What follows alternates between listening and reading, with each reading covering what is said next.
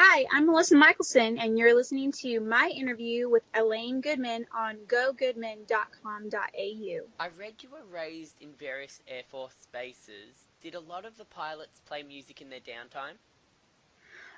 Well, my dad was always, flying planes, and he would have little headphones, and from what I understood, he loved to play country music through his headphones, and so yeah, there was always, music around for sure. Was there any, I guess, live music, like actual guys with guitars and everything, like something like that? Not really. Every once in a while, we'd have a performer come to a base and play, for the families and such, but it really didn't happen too often, no. How many cities did you move around to, or where were the Ooh, bases? ooh. I lived on a few bases, but I think the grand total is I think I moved like 14 different times. Whoa. And they some of them were in the same city or around the same place, different base, or we moved to another base and we moved several different times over on that base. And so I think by the time I finally settled down, I moved 14 different times. So moving's no big deal. Like you tell me to pack it up, I got it. It's good. Wow. So what about like making friends, or did all the families move together? No, we definitely didn't move together. I had one little friend that her dad flew planes with my dad, or they worked together, and so it just happened to be that my dad would transfer, and then her dad would transfer. So we always seemed to move within 6 months of each other, really close. But I always made friends regardless of everywhere I went. Like it didn't matter where you put me in school, I was going to talk to every single person that I could. So it made me super social, which I love. Do you remember who you first performed in front of? I was in the fourth grade, and I was singing that song "I'm Proud to Be an American," the Lee Greenwood song, and it was for a talent show, and it was just a cafeteria, filled with parents. But that was the first time I'd ever sang out loud. Wow. And did you know you could sing? No, no, I just really liked the song and knew what I wanted, and I knew how it made me feel. I knew how that song and how singing made me feel, and so they said, "Hey, let's try it." And I remember my piano teacher was pretty impressed that day, so that was a good feeling. When you were growing up, was country music as big as it is now?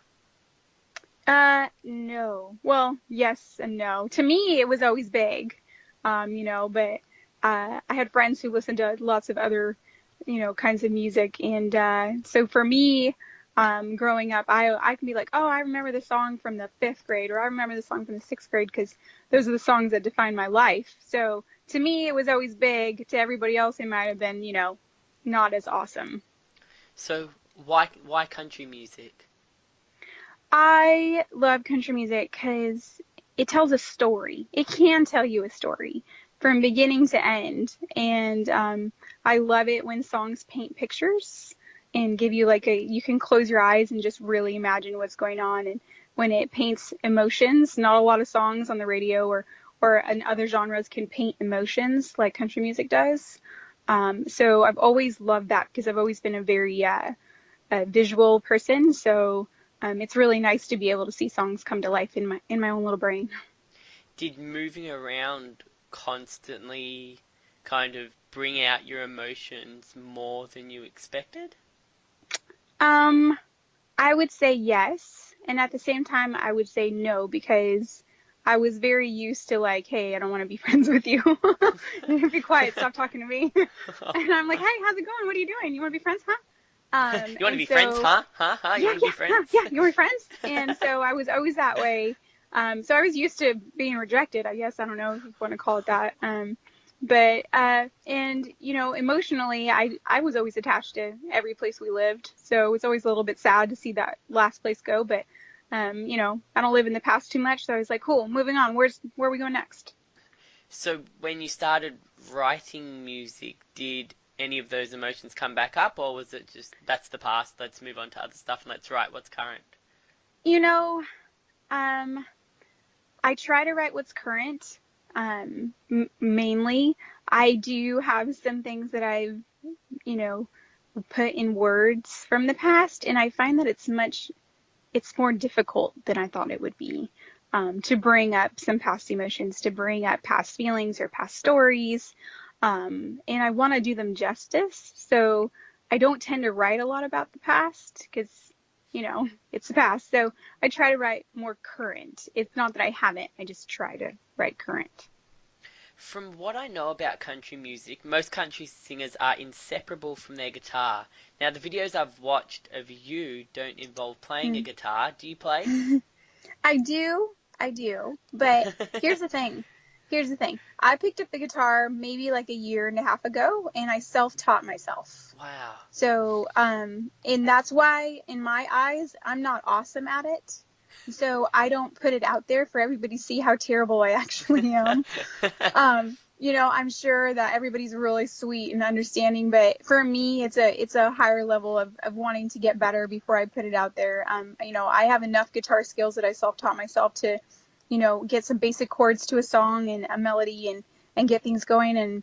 And for me, I'm like, that's good. And maybe someday I'll put it out there for everybody to see. Do you still play piano? I haven't touched the piano in a long time, but I'd like to. What's the first song you learned to play on guitar? Oh, snap. Um, is it bad I can't remember? Because I have like song ADHD. That's what happens. It's like I learn one and then I'm like, oh yeah, I remember this one. And then I go and I look that one up and I look, and I learn that one and then I learned another one and, 20 songs later, you can't remember the first one you worked on. I Yeah. really don't remember. Right. I'm sorry, I don't That's all remember. right. No, that's all right. So do you play on your recordings? I do not. I leave that Not to the yet. professionals. Yeah. There are Right. people with degrees. There are people who know what they're doing. We'll leave that to them. People who haven't relied on YouTube. Did you rely on YouTube? Exactly. Yeah, Did you use YouTube? exactly. Did I use YouTube? Yeah. Yes, I did. All I'm right. not Awesome. ashamed of that. Heck yeah. I looked up how to beatbox on YouTube a couple of weeks ago. Been practicing at Oh, work every day, every time I go to see? work. You can learn anything you want from YouTube. All right. Now, Hold On is the name of your new single, and Hmm. you've merged a rap verse in there. Is that a big move in the country genre?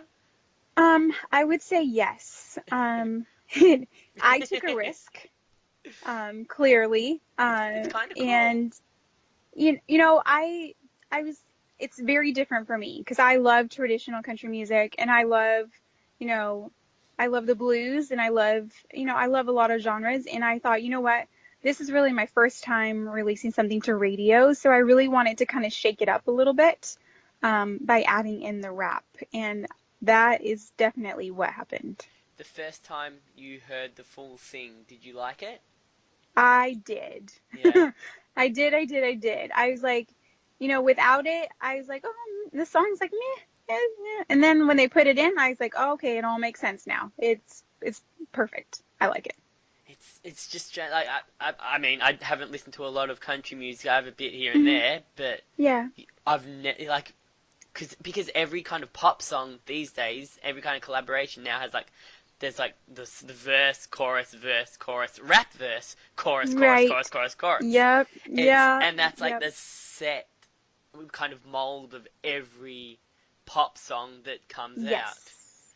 So now And to merge, now it's yeah, a country song. yeah, now to merge that into country, has that changed?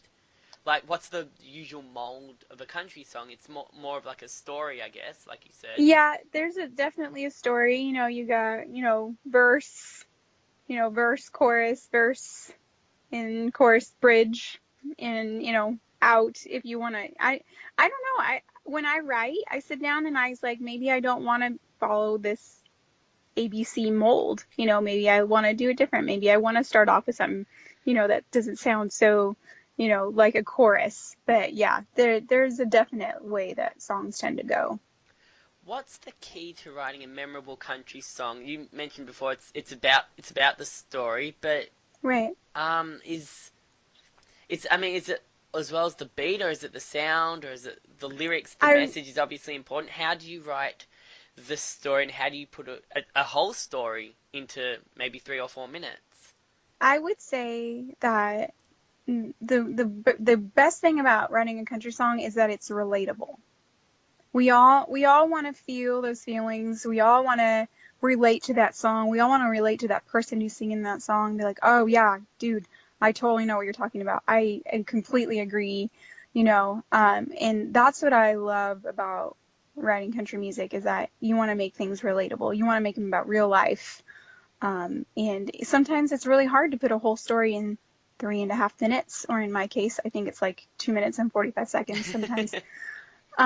It's hard because you have a lot to say, but that's the beauty of it is you put it down and you don't say everything on purpose so that you can build your own emotions and your own stories in your own brain. So maybe the advantage of rap is that they speak really fast so they can Yeah, get more of the story in yeah, there. you get more of it in. It's really fast. Blip. But yeah, but then like when you listen to like hip hop songs and rap songs, a lot of them are very, very dark. Is country as dark, or is it more emotional, like dark on the inside rather than dark like life events that have happened? What's kind of the Um, idea of country? I wouldn't say it would be dark. I'd call it, I mean, there are definitely dark songs in every genre for sure. But I would call it fun, and I would call it upbeat, and I would call it funky, and I would call it a lot of things before I called it dark, at least in my book. But those are the kinds of things that I would call country music. Definitely not dark. You can find your dark songs, but we aren't dark. If you listen to this and have the radio on for 5 minutes, you're not going to find a dark song. You've been performing all over the Pacific Northwest of America Yes. over the last few years. What area is that? I'm up in Oregon, and I've gone as far up as Canada, and I'm heading south to California here really soon, and quite a bit east. So basically, take Portland and draw like an 8-hour radius around it, and I've touched all those places. Right, okay. So do you find every city, even in Canada, has a good country music fan base? Absolutely, or else I wouldn't go there. Yeah, absolutely. You'll find them anywhere. And even some folks who, aren't biggest country fans, I love when those folks come up to me and be like, hey, we were just stopping by, or we were just, hanging out, and we came by. We didn't know we like country music, and we love country music. Thanks for introducing us to something really awesome. I love those times. Those are my favorite. Have you been to the East Coast yet? I have not. I want to. I mean, I haven't played music there. I visited, but I haven't played music. Yeah. Right, so how does country music differ between countries? I know we have quite a bit of Mm-hmm. country music performers that travel around the country towns here and do Yeah. some festivals. I don't know if England have much of a country music scene. They do, actually. There's a huge festival. I Mm. think it's called, I can't remember what it's called. It's called C2C. I can't remember, but it's pretty massive. It's huge up there. What's It, British country music like? it's like our country music. It's the same. Because a lot of the performers here go over there for that festival. Yeah. Is that Yeah. something you're gonna do? Oh, if somebody gave me the opportunity, I'd jump Yeah. first. Yeah, absolutely. Has getting someone like Blake Shelton as a coach on The Voice helped promote country music In general, in general? I Yeah. promote country music. You know, I Or want to or give that did guy or did credit. country music need that? Um, I don't know that it needed it. I think it helped. And I think that Blake is pretty amazing, and people see that and they like him, and he's so hilarious that they want to check out what country music is about. Like, how can you not when you listen to Blake Shelton? I mean, he's great. So I think it definitely helps. Have you got is collaboration a big thing in country music? Do you have collaborations that you're looking into? I am not currently collaborating with anybody, but that changes obviously because I collaborated with the rap, on Hold On. And what I find though is a lot of those collaborations that you're talking about, they don't always like make the final cut on the radio. There's Nashville is such a writing town. Like, people love to write songs, and you may find your favorite song and it may be written by three different people who sat down and wrote an amazing song and you never know it. So that's where the collabs happen. Right. And where can people find you? You can find me everywhere. So I love Instagram. Instagram is like my favorite thing ever. And it's the handle is at Music Melly. And you can go to melissamichelson.net on my website. And I like Facebook. I'm not as good as keeping up with Facebook. I'm not gonna lie to you guys. And I do like me some Twitter, which is also Music Melly. So come find me and hang out. I'm a little bit weird and I like to post random stuff and come find me on those places and we'll hang out. It'll be fun. Now, I'm going to ask something that I've never asked on a Skype interview or any interview before. Oh no, Do oh you, no, no, no. no, no, no, no. Do you want to play a song? I don't know if it would Do work, but oh if you've oh got a no. guitar near you? No, actually, you know what? It's funny as I'm sitting outside of the venue that I'm about to play. Ah, right. So my all my stuff's already set up inside. Right, cool.